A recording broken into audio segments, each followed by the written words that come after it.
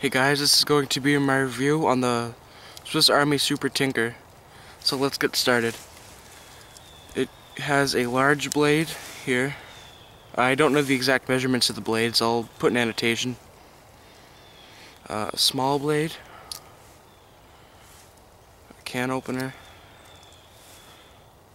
I'll make videos on how to use all these tools too. A bottle opener with a large screwdriver and a wire stripper.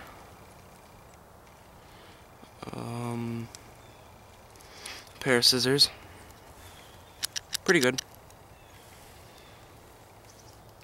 A reamer, which is this thing with a sewing eye. If I can get it open.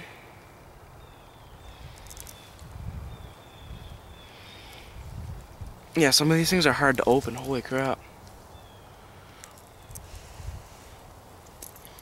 This is the reamer with the sewing eye. Sewing eye is right here. It's pretty sharp too. It has a Phillips head screwdriver here. I'll put it like this. Phillips head screwdriver. It has a hook for God knows what. Right here. They should make these things easier to take out. Either that or I have to grow out my fingernails. Here's the hook. Okay, that's all the tools on it. That's on the actual knife itself. Inside the actual knife handles, it has a toothpick. You can buy these on the Swiss Army site for $1.99, I think, or 99 cents.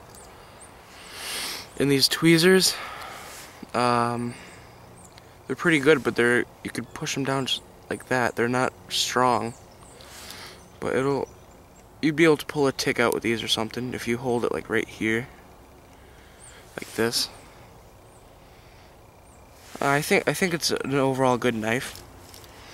And stamped on the blade says Victorinox Swiss made stainless, so it's a stainless Swiss steel. Let that focus. There we go. And then on the other side of the blade it says Officier Suisse, so I think that means official Swiss.